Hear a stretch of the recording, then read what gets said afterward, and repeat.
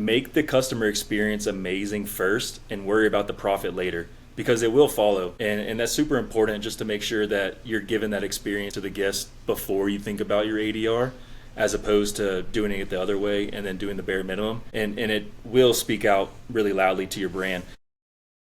Welcome in, Boutique Hotel Nation. Thanks again for joining us for another great episode today. My name is Adam Walz. I am the host of the unofficial Boutique Hotel Secrets podcast. On this show, we try and, spill the tea, share the sauce, do all the things to inspire you, educate you, and talk about that scary but brilliant leap from short-term rentals into boutique hotels. Thankfully, it is not just me. Let me introduce and bring in my mister from another sister, Micah Thomas. Micah, how you doing, brother? I'm doing good. Currently in West Virginia where the temperature is 24 degrees. So trying to stay warm, but I'm surviving. The Eagles won last night. Had to bring that up. So always a good day when the Eagles won. Okay, we got like a little bird rivalry going here. Okay.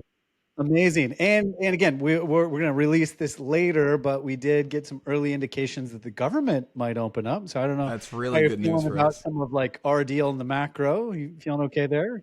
Yeah, to actually focus on something that is important. For a while it was kind of shaky. Government was closed. We have an SBA loan, so our loan being completed is really contingent upon the government opening. So to hear that the Senate has kind of agreed on a few things and the government is likely going to open in the next few days is really reassuring, keeps us on a timeline. We're kind of in the phase now where we're waiting on an appraisal and feasibility study. So getting those two things done, getting that SBA number from Small Business Administration is really going to be integral in us closing on time. So very excited about that. I know. And what do you think Vegas says for us closing before December's up? Do you like our chances, sir? Or I do believe I'm not a betting man, but I do believe that we will be closed before the year is out to kind of give people a timeline. We're in like right at the middle or beginning of November, so in less than 4 weeks. We'll be in December, and I do think we'll be able to close before the year is out. I'm very, very positive and hopeful on that. I like it. As long as we're closed, got the keys, and we can put this baby in service December 31st, we own it, and we can also then look back and give investors, right, our LP investors, that valuable bonus depreciation by doing a cost seg, lower their taxes 2025. So again, all signs pointing towards good things, but I just wanted to check in with you there, buddy. Well, again, it's not just you and I. We've got several episodes where it's just you and I, but I love these as well, where we get to bring in our coaches and students from the Boutique Hotel Secrets community. And today I know we've got a banger on tap because this man's not thinking about hotels. He's doing hotels right now. So let me welcome in everyone. Greg Clark. Greg, how you doing, man? Hey, Micah. Micah and oh man. All right. Right away. Let's get out of the way. All right. Mike and Adam. Hey, how y'all doing today? Doing well. Yeah, man, we're good. We're good. Well, thank you again for agreeing to hop onto this. I mean, super excited to hear more about you, your story. You're actually working on a hotel right now, are you not? I don't think that's a Zoom background if people are watching this online. Tell us a little bit about where you're at and what you're up to right now. Yeah, we actually bought a 16-room boutique hotel in Montana about a month and a couple days ago now. So we're doing a remodel on it, and that is not a background. That is a mural artist done room that we're in right now. Wow, that's amazing. I would love to hear more about the hotel. I mean, that's what this podcast is all about. But I do want to take a few backward steps just to hear a little bit about you. What made you think about buying a hotel? What drove you to Montana? And maybe a little bit of your background. What makes you so confident in being able to take down a hotel and launch renovations all on your own? So I don't know about confident. There's definitely some long nights thinking about it, but Montana wasn't on the radar, so I was actually on a business for sale page whenever I found this hotel. I was just searching motel, hotel, all those Holiday Inn keywords, and ran across this lady that Good posted phone. like 6 months ago. Yeah, right. She posted like 6 months ago a comment that she would sell her motel. So I ended up reaching out to her among like 20 other people during that week span, and she replied saying that she would still sell it. So I drove up to Montana the next day, took a look at it, made an offer the next morning, and went under contract that Friday. So we locked that one in pretty quick. But before that, I got into short-term rental after being in long-term rental, and short-term rental also wasn't on the radar until I saw a comment on Facebook saying, "This sucks. This is a business. I don't want to have a business." And I looked at it as, "Oh, I know how to run a business. I have those. So why don't I get into short-term rental instead of long-term rental?" So I did that in 2023, went all in on short-term rental, bought a bunch of those, and then I went to go sell one and ran into appraisal issues. I managed it very well. It performed very well, but it didn't appraise for what I was asking after two offers. Didn't go through because of the appraisal amount. I got to thinking that the velocity of money is probably there in the commercial properties because of how they're appraised and bought and sold. So I ended up starting to look into hotels that way. So that's how I actually got into the boutique hotel space. That's amazing, man. And I feel like this is a good teachable moment right here for one of the major advantages about commercial real estate versus residential. Again, residential, my understanding is typically your valuation is going to be capped at your comps, right? So an Right. appraiser is going to look at the market, understand what's out there. Okay, you got a 4-bedroom, 4-bath with a pool they're going to match up as closely as they can, try and triangulate and come up with the value, but it has nothing to do with your revenue. Is that right?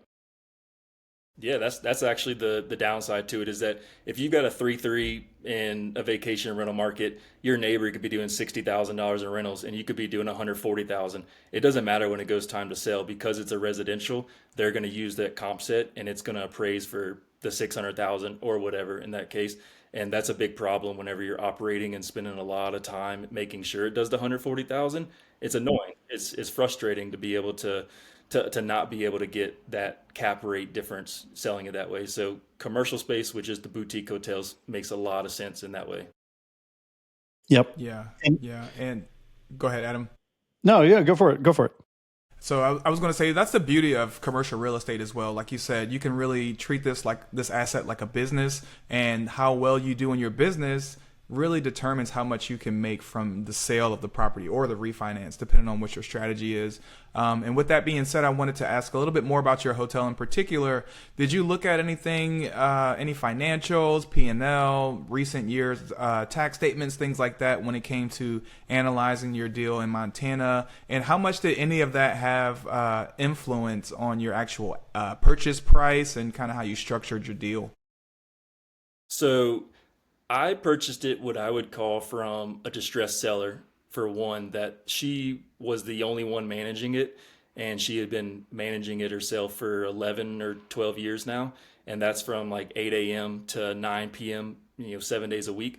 So we didn't even get into cap rate or purchase it off of key value or anything like that. It was pretty much off of what it wasn't even off of the real estate value, to be honest. It was off of what they paid, what their loans were and what they needed to get out of it, essentially.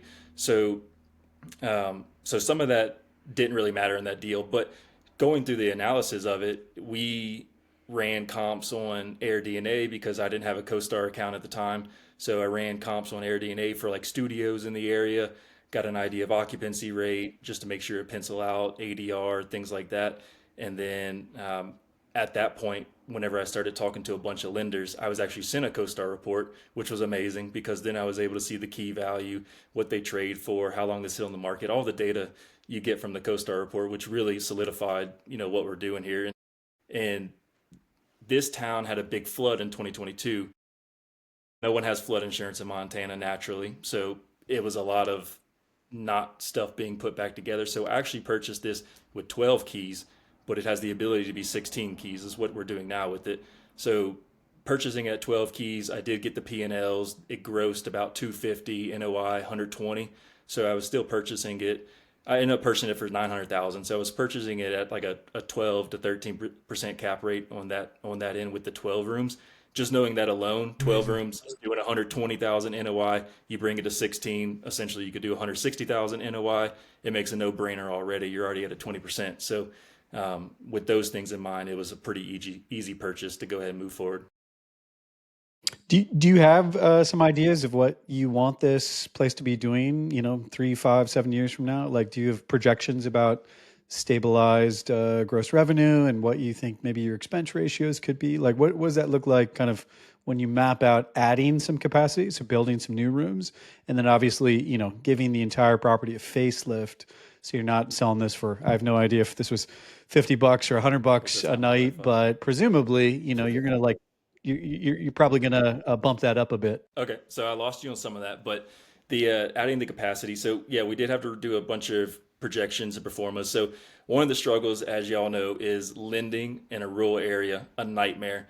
I actually spent the first 15 days just assuming it was going to be gravy. Like, oh, this is a no-brainer. I'm purchasing this thing at like $400,000 equity. Like, I'm going to go for the full 100% LTC. Like, I wanted $1 million. And so I was like, first 15 days, no brainer. Didn't even worry about talking to a lender.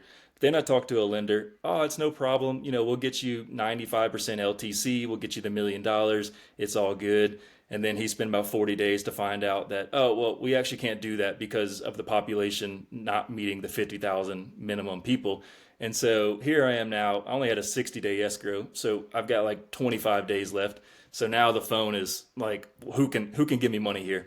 And so during that process, talking to a lot of different hard money, private money, traditional banks, SBA approved lenders, things like that, I ended up having to go through so many performas and projections and pitch decks to where like they're being modified every 2 hours to send to a new person. In that, I was able to get a lot of good data. So we actually expect this to be about $138 RevPAR and about 55% occupancy, which puts me at just over 500,000 gross. And since we're going to go staff light, we're not going to have a front desk. We're just going to have a cleaning team, maintenance team, and then somebody in town to be able to handle those, late night calls, plus our VA team that does everything. We're actually going to be close to, I would say conservatively, 50% expense ratio. So we'll be able to bump that 120 NOI they had to about 250 to 280. And Amazing. that'll be, And you said go ahead. sorry, go ahead. Oh, that'll just be like 2026. So from there on, as we iron out those expenses, that NOI should improve a little bit. Yep, just get that incremental gains over time. Once you get a reputation, you get some repeat business, people that are coming to the area frequently. That makes a ton of sense. Just to clarify, 55% occupancy, I heard. Did you say 138? Was that ADR, your average daily rate, or was that RevPAR, where you're combining the two? Just wanted to make sure I heard that right. I mean, you could call that RevPAR. Yeah, I mean, yeah, I guess you could say ADR would be if you calculate it that way, it'd get you to the 520. But I guess once you add in the Got occupancy, it. then it comes out to about the same for RevPAR. Got it. Okay. Okay. Because I know that's something, Micah, as I'm talking with, people that own 5, 8, 10 hotels, start giving them, some pretty quick math on our properties. It seems like everyone wants to go to RevPAR and everyone wants to go to CoStar data as well. Yep. And man, like I think that mimics our journey as well, where it felt like, I don't know, we were like fighting with one hand tied behind our back, like just not having access to the information, of what this market is and how it's performing today and how things trade. But then also not even knowing some of the lingo, quite frankly, when I came in. Because short term rentals, again, it's like, okay, what's my occupancy? How much can I sell it for a night? And, I got one unit. It's a house. So it doesn't matter how many bedrooms, but it's going to get me 50K, 80K, 100K, for a building. All of a sudden, it's very interesting, right, in hotel land where it's like, well, I've got some smaller units, got some larger units. I've got some with one bed. I've got some with a couple beds, right? There's just a diversity and some variance of products. But it seems like people kind of keep coming back on, okay, RevPAR is like one of these ways where I can isolate, right? Because again, Greg might have 90% occupancy, but he's selling them for nothing. His ADR is really low. Mike is over here super high ADR, but really low occupancy.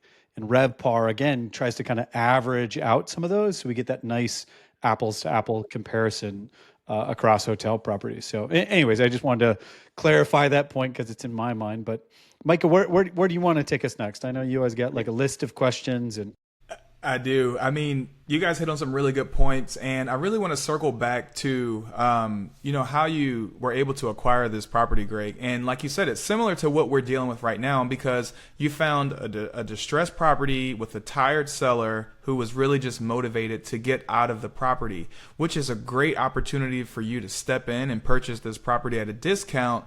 But because of so many different variables, banks aren't willing to lend on properties a lot of the times that may be negative cash flowing or in a very small market, like you said.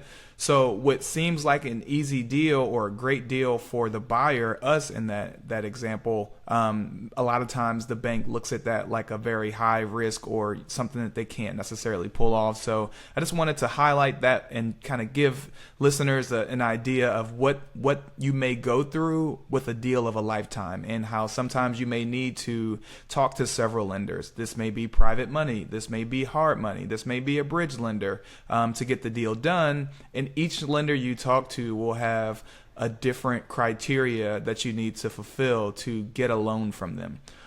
So just wanted to highlight that. I'm really excited to see where you take this thing because, I mean, I'm already looking at the wall behind you, and it's honestly amazing. It's making me want to go to Montana and be in a mountainous town instead of 24 degrees. So with that being said, what would you say the biggest transition has been for you making the jump from short-term rentals to your first hotel? I know you guys are currently under renovation. Seems like a really good value add opportunity, but I'm just wondering initially, what are you learning so far that you could share with listeners?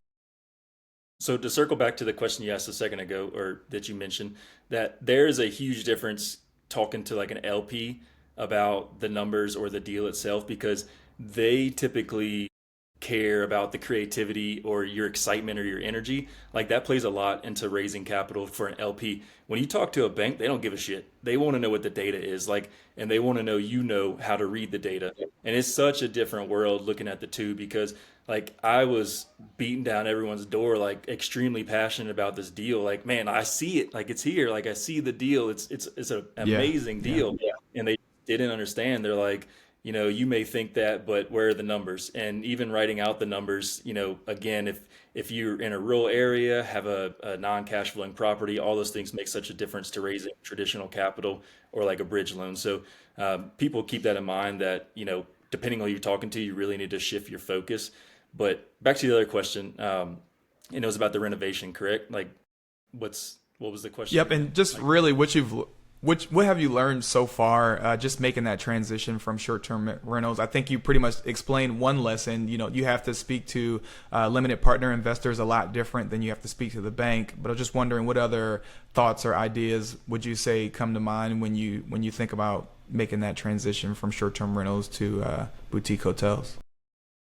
FF&E, huge difference. That's the furniture and equipment that you have in the hotel or your short-term rental. That we furnish a lot of cabins, nice stuff in it, but then you go and times that by 20 on a nightstand, or 40 for a nightstand, because you need two for each room, and you're looking at five, seven, eight, $10,000 for what I would consider cheap nightstands.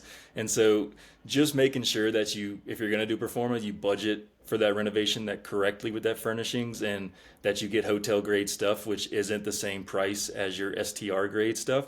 So there is a difference there. But no, yeah, I mean, we're doing the big renovation on it, and it's going along pretty smoothly so far. We've definitely had some hiccups with the city, and getting delayed with some weather here and there, some snow. There's unexpectedly things like that. But we're excited with the brand that we're trying to build with this number one, and take that to the next hotel. That's great. And any insights for people, again, coming from the short-term rental world? Maybe they've found some trusted go-to sources online where they've furnished things cheaply, but it looks nice. Again, in hotel land, I think we're looking for that commercial grade longevity, and durability certainly becomes important. So, as you were maybe looking at different vendors or thinking about how to procure good stuff that's going to look cute and stand the test of time, I don't know. Are any tips, tricks, or things to share with folks that might be doing the same thing? Hire a designer. That's definitely a tip right there. Is hire a designer to do it and have them source all the material, because one of my non superpowers is I will be obsessed. So I'm up to 3 a.m. every night looking at the difference between red and cherry for our nightstands that we're doing. On the dark web, all of a sudden looking at nightstands or Alibaba, like it brought me to these weird places that you never would think of. But yeah, like just it's super time consuming with, again, going like back to the design of it. It's super time consuming. We already have a lot of sources because my wife is a STR designer. So we have a lot of wholesale accounts that we are already able to pick and pull from. And not only that, like just preparing, knowing that eventually we wanted to get into this space. We have albums with 6,000 photos of inspiration, just of images or screenshots from sites that we found 2 years ago that maybe this will work in this in the future. So we have a lot of, kind of history to pull from just to be able to get started with it from that. Awesome. And real quick, just because I didn't get a context earlier, you said you came from long term, then short term, then hotels. At the peak, how many rentals did you have? I mean, 6,000 photos in a war chest sounds like, you've done more than one or two properties. So how extensive was kind of your history and experience in the long term and then short term rental world?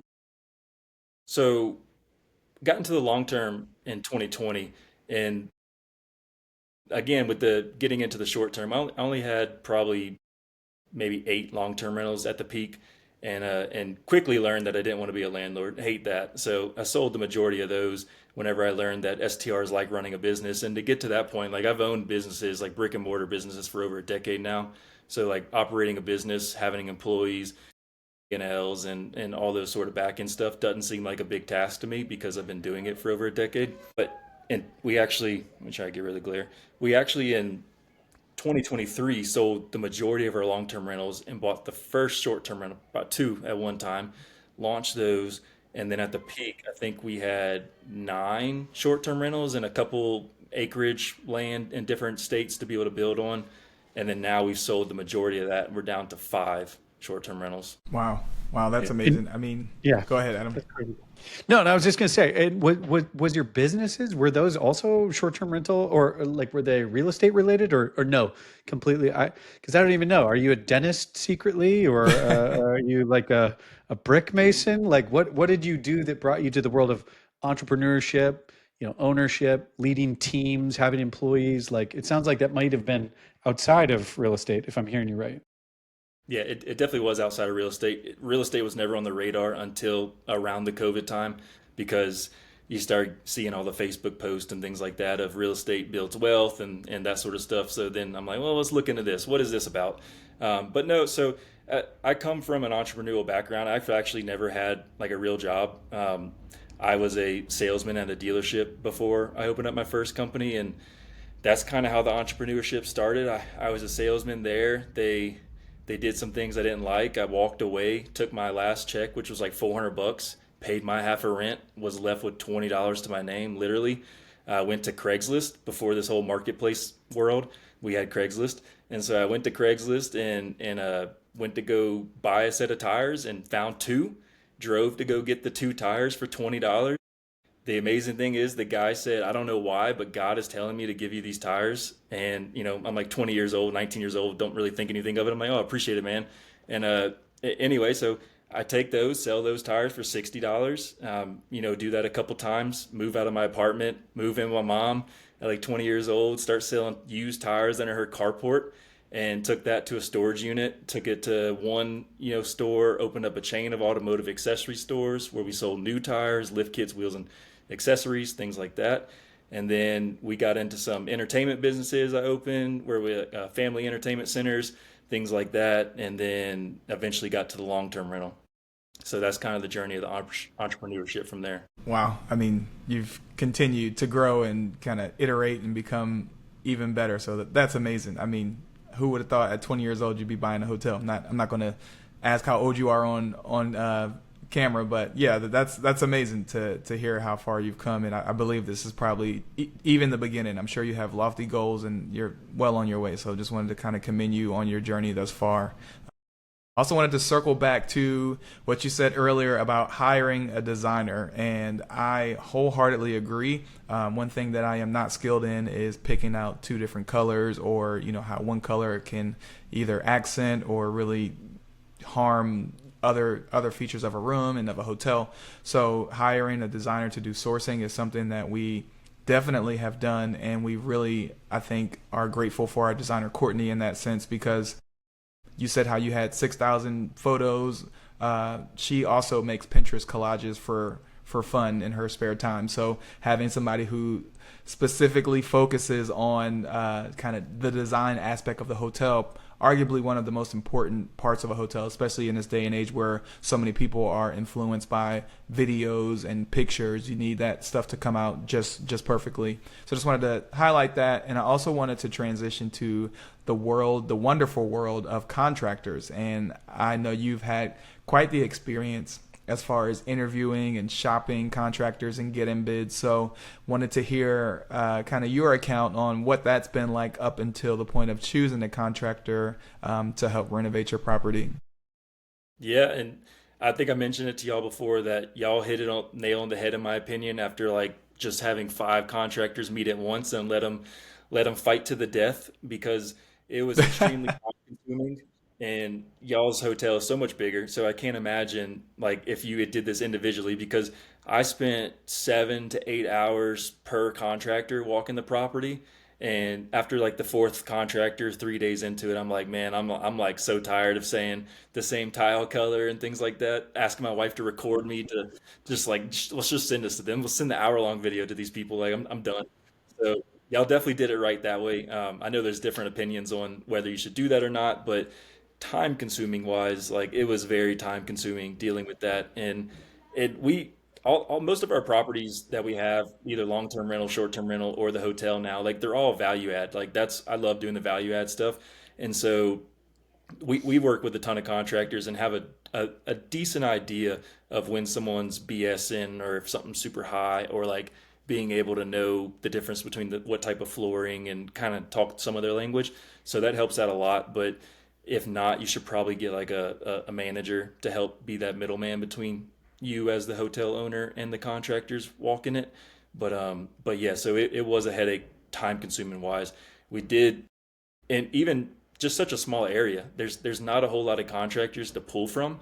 And so whenever you start hearing, yeah, I'm booked up till 2026, or I can't get to you till after Christmas and things like that, and you're like, I'm trying to launch like in November, so this doesn't work, and you get a little discouraged from that for sure because I jump into things and then figure it out on the way down. And I had no contractors lined up on this deal. Was just like was so stressed out about the lenders that didn't work out, and then we ended up doing seller finance at like the very last minute. I wasn't even sure if we were going to close on the hotel, so I wasn't going to bother like getting these people to come out or me fly out here and meet contractors ahead of time and it not work out anyway. So we were way behind. So I definitely felt the pinch to be like, we need to get going. Like we've got 8 weeks before we need to launch, like we need to get going. So it was a headache dealing with a bunch of contractors in the beginning. Yeah, and talk to us about, I mean, timeline and budget, because Mike and I, when we drew this up before even talking with contractors, we're like, oh yeah, 2, 3 months, maybe $1 million. We were Like very optimistic. yeah, let's just say a little naive as well. So, anyways, once we toured the property, once we started learning about the joys of FF&E, and again, all those decision points, right? You need 1,000 decisions, but I'm curious how kind of your idea of timeline and budget has matched or maybe kind of divorced from the reality. Because again, you kind of mentioned, hey, 8 weeks, something like that from beginning to end. So are you kind of on plan? Did you have to flex over budget? Like talk to us once you've selected somebody. Um, yeah, talk to us about that difference between the plan versus what really happens. So I'm extremely optimistic on our timelines every single time.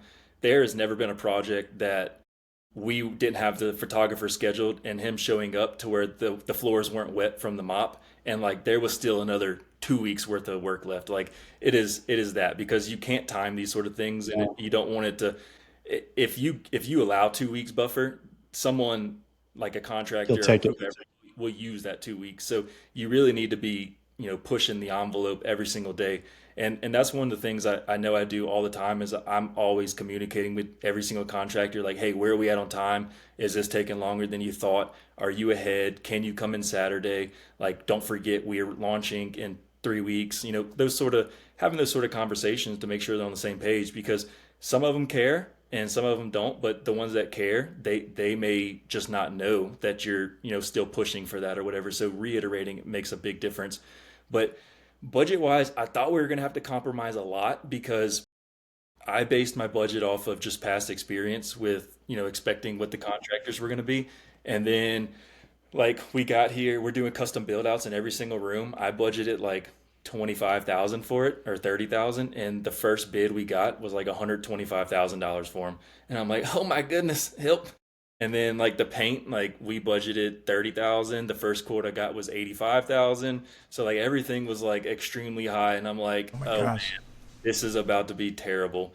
And so I got to the point where I had actually ordered all the paint and bought the paintbrushes and everything, was about to come paint myself. And then someone showed up that day on a Sunday, quoted it. I'm like, start tomorrow. Like, let's go. And so I thought I was going to have to compromise a lot on the budget. It ended up not being the case. After talking to several other contractors, getting those bids back, I felt more comfortable. Timeline, I think we're still good. I've got a couple crews here now, different type of subs doing work, and they're like kind of pushing to stay here to 8, 9 o'clock each night, working 12-hour days for the next 2 weeks to make sure we stay on track. But it looks like it's coming along pretty well. So, I'm excited about that. I think that we'll be able to launch for essentially Thanksgiving, which is the start of ski season over here. And then they have what's called a Christmas stroll from December 3rd to 5th, which is huge. So we're really pushing to make sure we kind of have an opening before that stroll. That way we can work out any kinks if we need to. That's amazing. I do want to give some context to listeners who don't know how we did our contracting bids versus you. And basically, we called 5 contractors and had them all show up at the same time, walk the property with us. It was a surprise to some, even though I did a very good job of letting them know that there would be other general contractors there. And it was an experience. It's kind of like herding cats. Everybody has their own ideas. Everybody wants to stop at different places. So it was efficient, but I would say probably less time consuming than walking the property with one general contractor at a time. I'm not here to say one way works better than the other. I just wanted to give some context behind how we did it versus how you did it, Greg. And with that being said, I really, we want to be respectful of your time, and I really wanted to ask you, if you had any advice or any tips, tricks, ideas you could give to fellow listeners who may be interested in maybe making the jump from short-term rentals to boutique hotels, or even if it's just someone who wanted to invest in their first boutique hotel. What would you say to that person? Two things, actually. One, really let the creativity fly on these sort of projects, whether short-term rental or hotels, because one thing I've always taught my sales guys, and one thing we've leaned on, is make the customer experience amazing first and worry about the profit later, because it will follow. And that's super important, just to make sure that you're giving that experience to the guest before you think about your ADR, as opposed to doing it the other way and then doing the bare minimum. And it will speak out really loudly to your brand. The second thing to that is it's really not that different. Our hotel isn't huge. It's only 16 rooms. So I definitely get, like, a lot of people are just scared. And, when you look at like a 78 room, like we're underwriting right now, can be a little daunting, but once you get into it, it's not any different. There's a new PMS system, which now that we've used it, it's like, okay, this looks the exact same. Like, there's nothing different. And, you just have more different expectations per every 2 travelers. Other than that, like, you get to have some of the same creativity you have in the short-term rentals. You get to manage it the same. You just have to hire a larger team around you. But other than that, like, don't be scared. It's not different. Just do it. I love it. And maybe paint the picture. So, man, how does one go from 0 hotels to 16 doors to now potentially 78? Like, do you want to own 10 of these, 100 of these? Or are you mini mogul, mini billionaire in front of our eyes? Or like, do you have kind of a vision with your wife of, let's get a couple of these under our belt, maybe stabilize, maybe even roll them up and sell them? Like, talk to us about like your kind of rich life or your vivid vision for the future? So if you'd asked me this question 2 years ago, it would definitely be like, let's shoot to be a billionaire, because that's always been the goal, like financially, is to be a billionaire. But lately, actually, it's just about the journey, to be honest. Like, I just enjoy having our kid homeschooled and out there helping us, playing when the weather's 55 while we're working on the hotel. My wife's here with me. We're just doing it every day, taking it a day at a time. Like, we really enjoy that type of simple lifestyle that we're doing right now. We want to be rewarded for it with, financially, but we're really just living the life. So, again, a year ago, it'd be financially driven. Now we're just, taking it one day at a time. But we do want to build a brand around this, which is Hotel Expedition, and we do want to roll that up to a couple different hotels, and then eventually sell the brand. So that is the immediate goal for that. And the 78 room, yeah, it's also near a national park, so it kind of goes with the vibe. And back to what we're doing now, just going one day at a time. Like, that's the embodiment of Hotel Expedition. You're just free traveling, living life, loving it, and that's what we want our guest avatar to be, and we love doing it ourselves. Amazing, man. Amazing. Well, if people want to follow along on your story, or people want to reach out with questions, where's the best place to send someone who's interested, wants to know more about Greg? Honestly, nowhere. I don't check social media that much, but you could probably find me on Facebook under Greg Clark. Maybe you add me, I may accept you back, but I'm typically not on there. So, that's pretty You much just have it. to you just have to DM Adam and Micah, and we'll put you in touch with Greg. Yeah, y'all got my number. Man, hey, look, that's a lot of people. That's even Micah and I, like didn't have like huge followings on social media, kind of reluctantly using it at times. And anyways, I think there's lots of ways to kind of win in the game, but it'll be interesting to see if in a year or two, if, as you're growing your portfolio, as you're kind of living into that billionaire mindset, if social media follows or not. No right answer or wrong answer, but I Yeah, think that's I'm definitely awesome, not man. pushing for it. It's definitely not the most important thing. But I will say, for anyone listening, that it is a very important thing when you go to raise capital, because I have never wanted to be the face of any of my companies. I've never been like, I need the follower on Instagram or Facebook, so I've never tried for it. And now that I actually need it, I'm having to learn it, and it's a skill that if you're not accustomed to it, it is a hard soft skill to learn, is to be very people friendly and open and proactively social, things like that. So uh, raising capital is this is very important, and I'm still not very good at it, knowing that I need to do it. So Well, hey man, we're all trying to go from 0 to 1. So I love that, again, you shared your story, and man, I think it's great to hear people's stories, right? From flipping a couple tires to growing kind of an automotive entertainment, business, to moving from long term to short term, now to hotels. I mean, the journey continues, the expedition continues, man. So I love your mindset, love your energy. I love that you're in there every week in Boutique Hotel Secrets, workshops, office hours, etc. Like, you're always active. You're always giving back to the community, asking questions. We'll talk about Joel in Miami and some other things later, offline. But anyways, man, just want to say appreciate you, and thanks for coming on to tell a little bit of your story. yeah, appreciate y'all having me. All right, Micah, anything you want to say to close up shop? No, this was great. I think very insightful. We really learned a lot, especially for somebody who's kind of interested, maybe a solo entrepreneur trying to go from one business to the next, or short-term rentals to boutique hotels. This was great. So glad to have you, Greg, and excited to see what you do in the future. Yeah, man. Again, congrats on getting hotel number one taken down. Can't wait for again, launch date, soft launch date. So all the best to you and your family as you close this thing out. I know there's gonna be some late nights and long weekends, but I think it's all gonna be worth it in the end. And yeah, cheering you on, man. So again, thanks so much for joining us today, and everyone for listening. Thank you for your time and attention. So we'll catch you on the next pod, and thanks for tuning in.